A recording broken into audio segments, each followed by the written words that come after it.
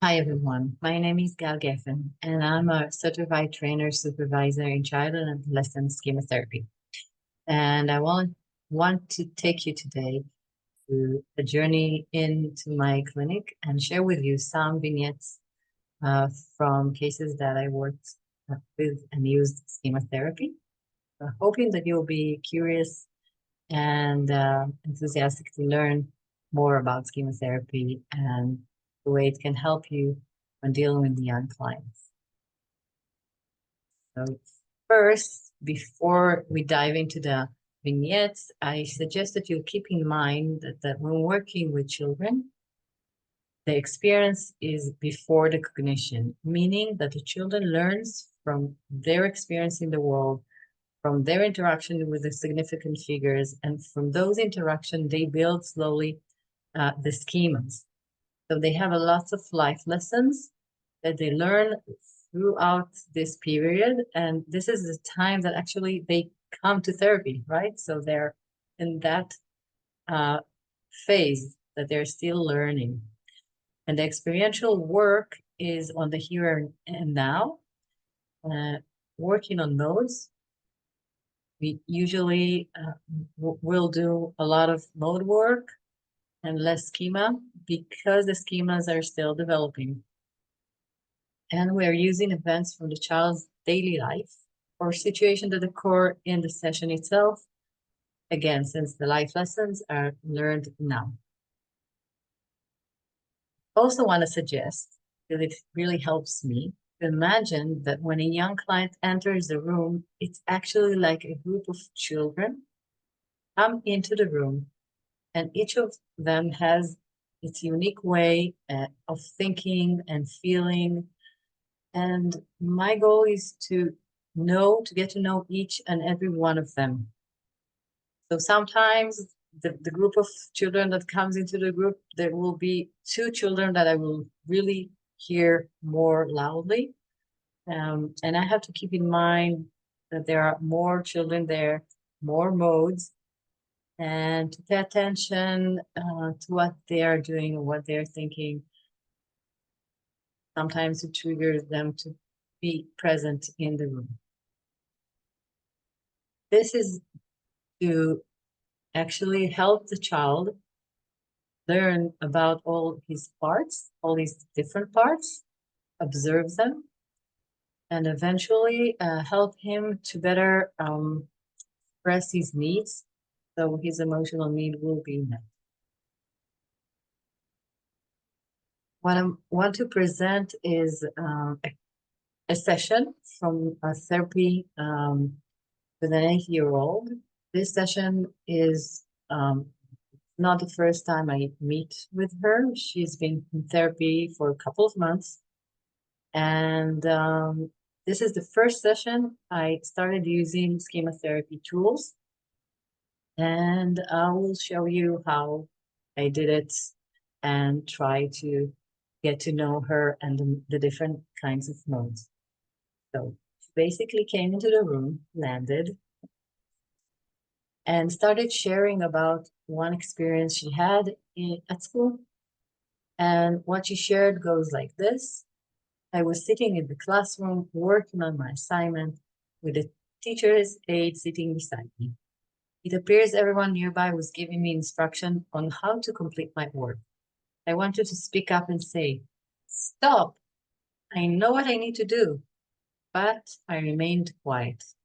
I was afraid that if I spoke, they might get upset with me, so I smiled and kept silent. So what I try to hear in these descriptions is the different kind of modes that were present at that situation that she's speaking about.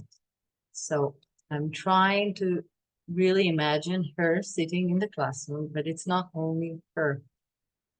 More children, more modes that were present there, and I want to get to know their perspective or their take on the situation. So I try to be really attuned and to find in her text evidence of different parts of her. I marked it. I marked stop. I know what I need. I was afraid. and I kept silent. Next thing I did was say to her that I understand there is a part of you that said, I want to do it my way. Can you choose a figure that represents this part? How do you want to name it? This part, she picked up this figure and she called her little Rachel. And we moved on to saying, I said to her, I also sense there is a side of you that felt anger. So she picked up this figure and called it, of course, obviously, anger. There's a part that experienced fear, again, and another part that simply smiled quietly and stayed silent.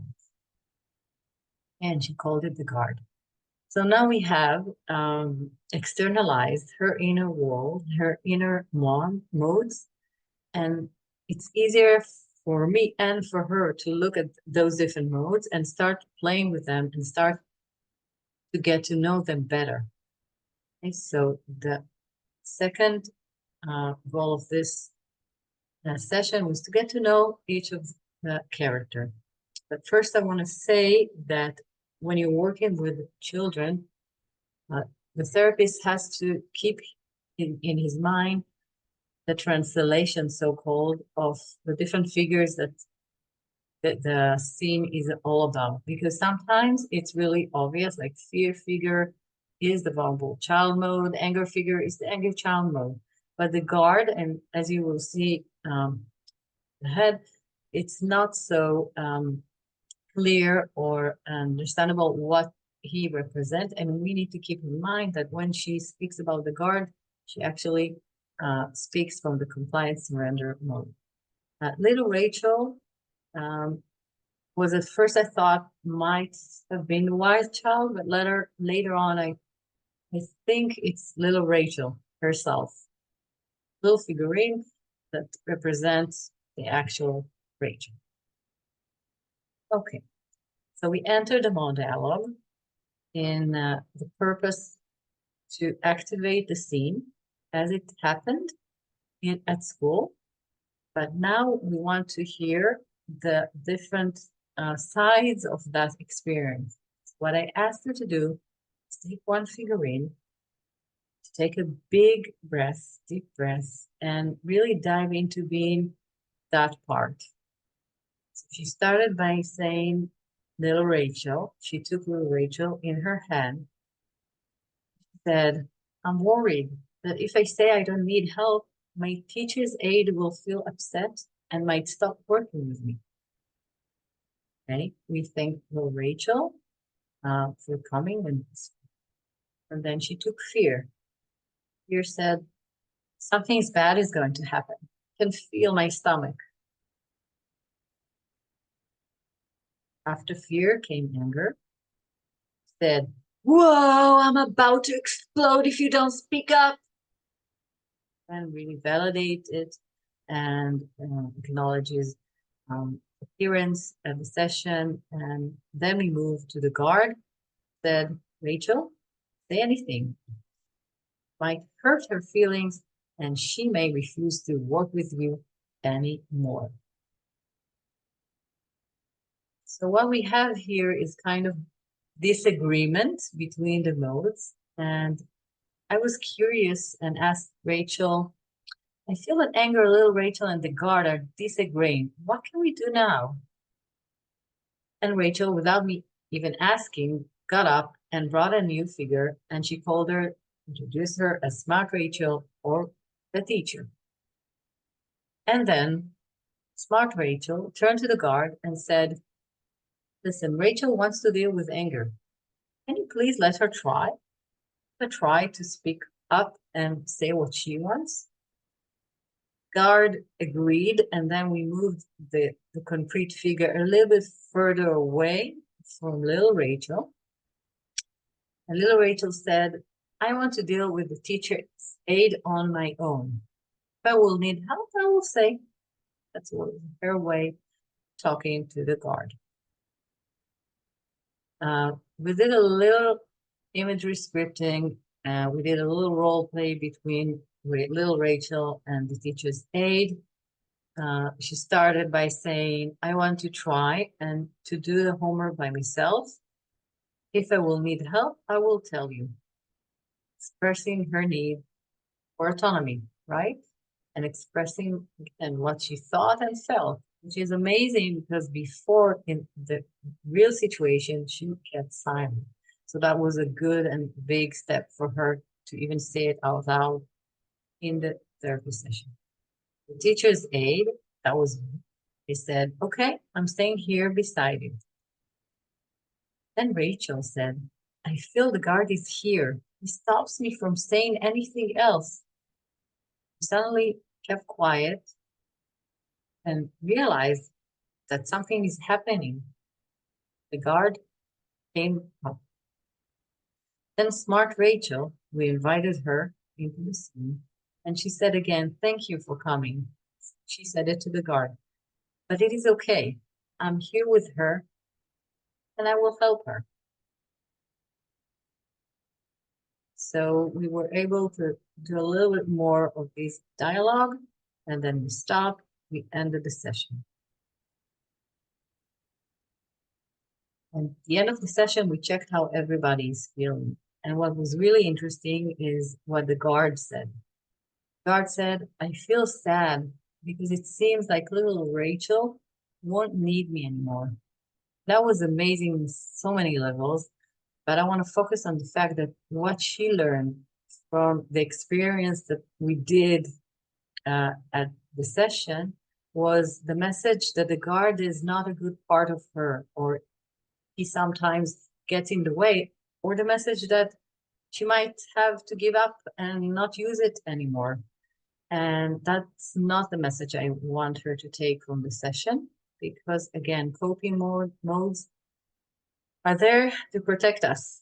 And in some situation, they're vital components and they really save us. But what we want to give our clients is the ability to choose sometimes whether I want to disengage, whether I want to surrender, or make a healthier choice, depending on the situation, of course, and use my smart and wise child and express my need. Okay? Not in every situation when we're talking about young children from different environments, not in every situation they can really have an adult figure that can meet their needs. Sometimes they do need to use their coping mechanism. What I chose to say to the guard at the end of this session was play a very important role in Rachel's life and will always be there for her. There will be times when she will need you and times that she will call smart Rachel.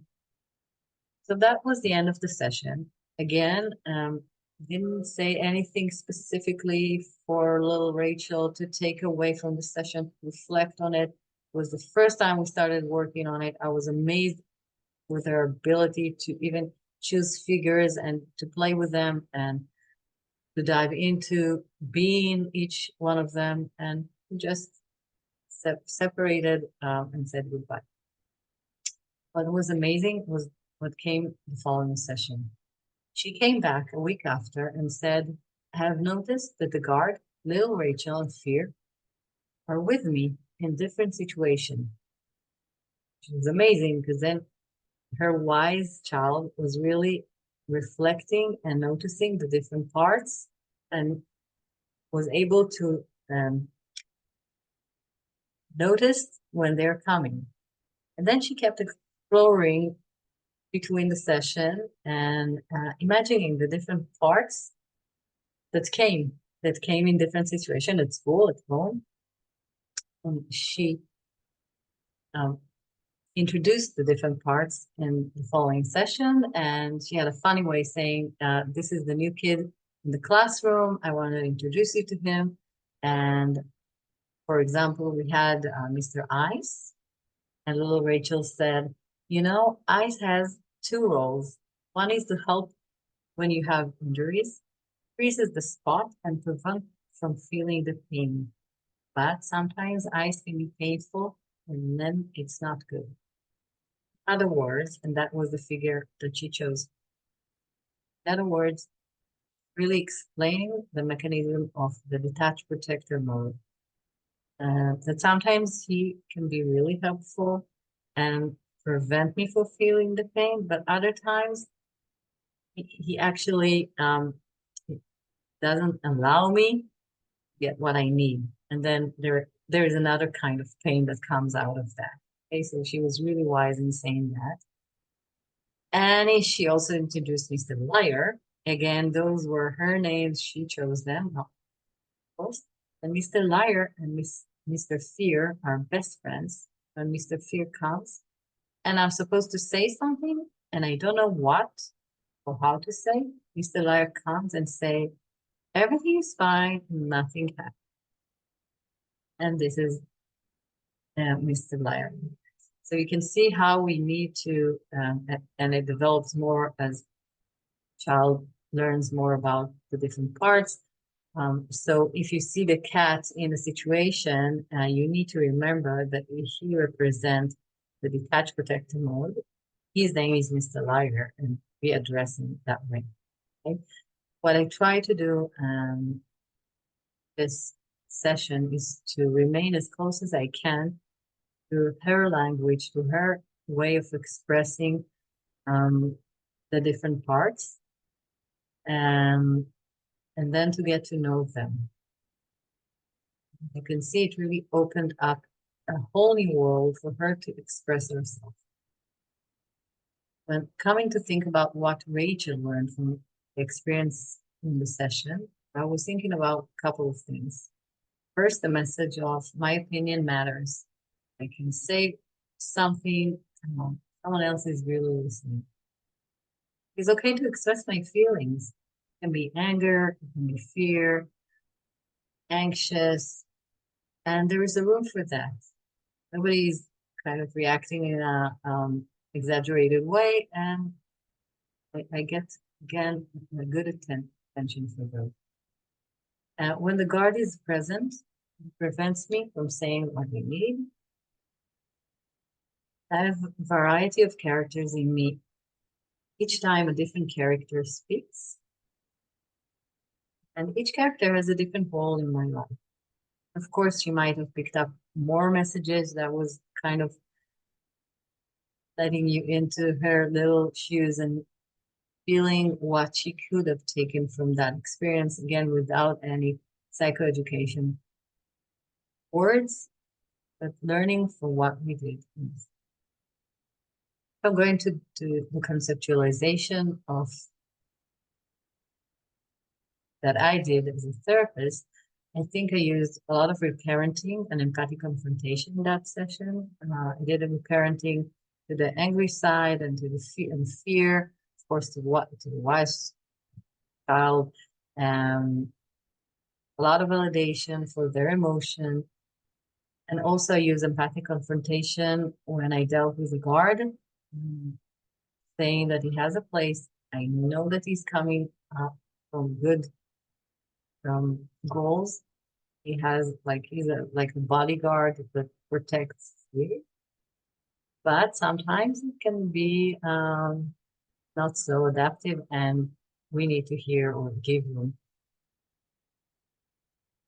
I think that I was able to meet some way the basic emotional needs of you to express thoughts and feelings, really able to say in a very specific way all kinds of modes what they want to say. It gave a big stage for each and every one of them.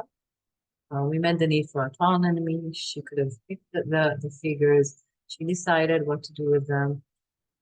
The need of spontaneity and play, of course, we played a lot in that session. And the need for secure attachment was with her feeling safe enough to open those kinds of dialogue. This is another way of conceptualization, putting them like it's kind of a mode map, which is really a good way to see who came into the room and what mode didn't come to the room. So the session I described, we heard a lot of the compliant surrender, the angry child, the vulnerable child, but we gave less attention to the inner critic and the happy child. And we have to keep that in mind, that we want to be curious about them too. We want to invite them to come. And we got to have a good or understanding of her way. I want to show you a little bit, like there is a different way to doing the roadmap of conceptualization. You can do it in so many ways. It be figures, it can be drawing, it can be singing, it can be storytelling, soccer, football players, Pokemon cards, a lot of ways. I think the important message that I want you to take is stay as close as you can to the interests of the client you have in the room. His world, what he's thrilled about, and it will be easier for you to connect to that and then go out to symbolizes the different parts. But symbolizing the different parts really help, first of all, to reflect on them, because then, of course, you strengthen the wise child mode that sees that he has different sides. But also it gives us room to do all kinds of experiential work with the child and do scripting and give them different life lessons than they have learned so far. So this one is a 9-year-old boy who was really keen on emojis. And what we did was every time he shared some event that he was involved in, we kind of he drew different emojis that was in that event. And eventually we had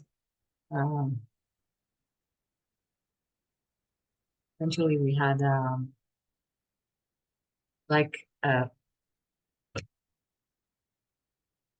lots of emojis, and we used to put them on the rug. And when he described an event, he was just picking up from the different emojis the one that was that specific event.